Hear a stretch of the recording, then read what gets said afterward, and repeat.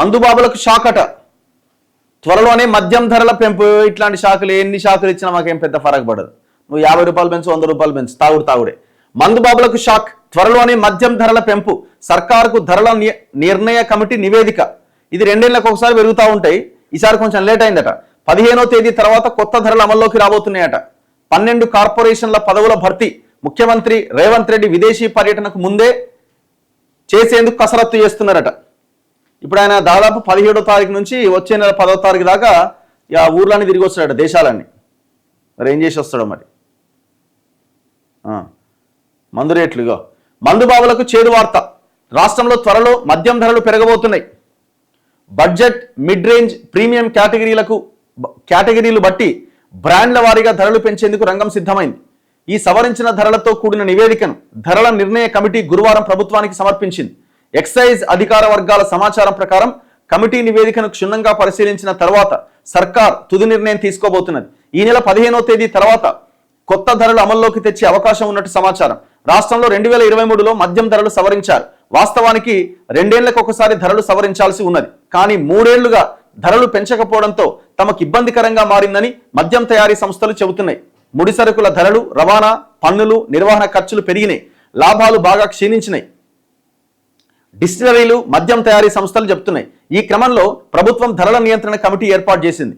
Committee ప్రతినిధులు తయారీదారులతో పలుమార్లు చర్చలు జరిపారు. పెరిగిన ఖర్చుల వివరాలను సేకరించి నివేదిక రూపొందించారు. IMFL సహా అన్ని రకాల మద్యం MRPల సవరణకు ఈ నివేదిక ప్రాతిపదిక కాబోతున్నది. అయితే 3 ఏళ్ల క్రితం తక్కువ ధర బడ్జెట్ కేటగిరీలో అత్యధికంగా 15% వరకు, అంటే బాటిల్ మీద 90 రూపాయల ధర వరకు పెంచిరట. సెమీ ప్రీమియం, ప్రీమియం బ్రాండ్లు 6 నుంచి 10% వరకు, అంటే ఫుల్ బాటిల్ మీద 100 నుంచి 120 వరకు పెంచిరట. ఈసారి కూడా 10 నుంచి 15% వరకు పెంచాలి అని తయారీదారులు పట్టుబడుతున్నారు. ఈ విషయంలో ప్రభుత్వం ఆచితూచి అడుగులేస్తోంది. పొరుగు రాష్ట్రాల్లో తక్కువ ధర ఉండడాన్ని కూడా పరిగణలోకి తీసుకుంటున్నది. ఒక్కసారి మీరు లిక్కర్ ద్వారా ప్రభుత్వానికి వస్తున్న ఆదాయం చూడండి. అసలు ఇది దగ్గర ఎప్పుడో దాటిపోయింది 30,000 కోట్లు. ఒక్కసారి గవర్నమెంట్ కనుక మద్యం ఒక 10 రోజులు ఆపేసిన అనుకోండి, మొత్తం ఖతమిగా రాష్ట్రం మొత్తం అల్లకల్లోలం అయిపోతుంది. అంటే తాగుడు విషయంలో అంటలేను నేను, రెవెన్యూ విషయంలో కూడా అల్లకల్లోలం అయిపోతుంది. కొలాప్స్ అయిపోతుంది ప్రభుత్వం. మొత్తం మద్యం మీదనే ఆధారపడ్డారు. చూడండి, ఇగో ఏమడుగుదాం మనం. లిక్కర్ ఆదాయంలో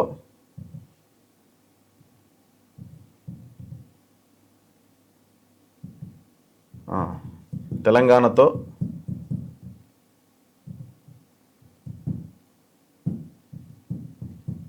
మిగతా రాష్ట్రాలను కంపేర్ చేయండి. కంపేర్ చేస్తే ఇగో ఒక్కసారి చూడండి. మీరు అడిగింది రాష్ట్ర ప్రభుత్వాలకు మద్యం ఎక్సైజ్ ద్వారా వచ్చే ఆదాయాన్ని పోల్చడం. ఇది విధాన బడ్జెట్ సమాచారం కాబట్టి రాష్ట్రాల ఆర్థిక డేటా పరంగా చెప్పగలను. మద్యం వినియోగాన్ని ప్రోత్సహించే సమాచారం ఇవ్వను. ఓకే, మాకు ఇవ్వద్దు, కానీ ఫస్ట్ ఎంత ఆదాయం వస్తుందో చెప్పండి. 2025-26 ఆర్థిక సంవత్సరంలో తెలంగాణ ఎక్సైజ్ శాఖకు సుమారుగా 40,209 కోట్ల ఆదాయం వచ్చినట్టు నివేదికలు చెప్తున్నాయి. 40,209 కోట్ల ఆదాయం వచ్చిందట. మామూలు తాగుడు ఇది. ఇందులో మద్యం అమ్మకాలతో పాటు లైసెన్సు, ఎక్సైజు సంబంధిత ఆదాయాలు ఉన్నాయి. తాగుడు అండ్ ఇప్పుడు టెండర్లు వేస్తారు, టెండర్లు వేసినప్పుడు లక్షలు టెండర్ ఫీజు ఉంటుంది, అన్ని కలిపి 2026-27 తెలంగాణ బడ్జెట్లో స్టేట్ ఎక్సైజ్ ద్వారా 27,668 కోట్లు వచ్చేలా అంచనా వేశారు. ఇది 2025-26 రివైజ్డ్ ఎస్టిమేట్స్ 23,636 కోట్లతో పోలిస్తే సుమారు 17% ఎక్కువ. అంటే నెక్స్ట్ ఇయర్కి, అంటే ఇప్పుడు 26-27కి బాగా లాగిస్తాం జనాన్ని, ఎట్లా చేశాను ఈసారి 30,000 కోట్లు వస్తాయని అంచనా వేసిరట. అంటే ప్రజలు తాగడాన్ని కూడా అంచనా వేసి బడ్జెట్ ఎక్కువ కేటాయించింది, బడ్జెట్ ఎక్కువ వస్తుందని అంచనా వేసిరు అనమాట. చూడు గవర్నమెంట్స్ ఆలోచన ఎట్లున్నదో. మొత్తం ఎక్సైజ్ ఆదాయం 2025-26లో 40,209 కోట్లు, అన్ని టెండర్లు గిండర్లు అన్ని పైసలు. తమిళనాడులో మనకంటే కొన్ని ఇంకా తోపు రాష్ట్రాలు ఉన్నాయట.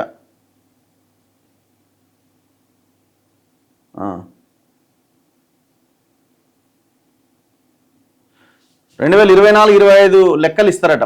ప్రధాన రాష్ట్రాల మధ్య ఎక్సైజ్ ఆదాయాన్ని ర్యాంకు తెలంగాణకి ఎంత రెట్లు ఎక్కువ తక్కువ ఒక పూర్తి పట్టిక తయారు చేస్తాను. ఇవ్వండి, ఇవాళ ఇప్పుడు ChatGPTతోనే నడుస్తుంది మొత్తం, ఏం అక్కర్లేదు మనకి, అదే చెప్పేస్తుంది. ఇదేంది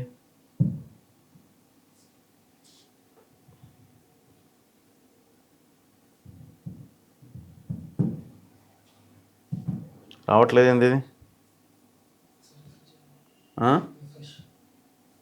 రీఫ్రెష్ చేస్తే మొత్తం పోతుంది.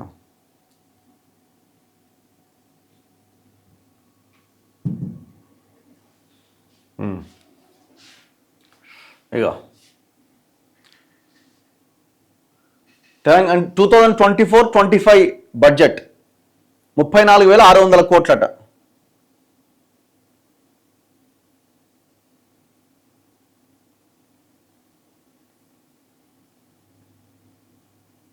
మిగతా రాష్ట్రాలది ఇస్తలేడు కానీ మహారాష్ట్ర అధికారిక ఎక్సైజ్ డేటా అందుబాటులో ఉంది. అధిక ఎక్సైజ్ ఆదాయం ఉన్న రాష్ట్రం తమిళనాడు.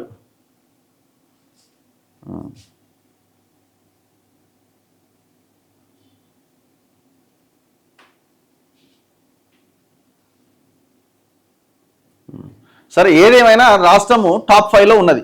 అంటే మిగతా రాష్ట్రాలు ఎట్లాగైతే కొన్ని రాష్ట్రాలు ఉన్నాయో అన్ని కూడా సౌత్ రాష్ట్రాలే ఉన్నాయి ఎక్కువ, ఈ తావుడుకు ఎక్కువ ఇదైపోయిన రాష్ట్రాలు. సో మన రాష్ట్రం కూడా దాదాపుగా టెండర్లు అన్ని కలిపి 40,000 crores దాని నుంచే వస్తున్నాయి. మొత్తం ఎంత మన బడ్జెట్? 3 లక్షల కోట్లు.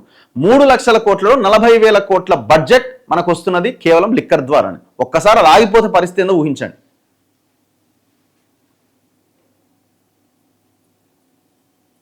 ఇప్పుడు ఈ లిక్కర్ వల్ల వచ్చే నష్టాలు అండ్ ఇంకా ప్రజల జేబులు ఖాళీ అయ్యే పరోక్షంగా ఇంకొకటి ఉన్నది.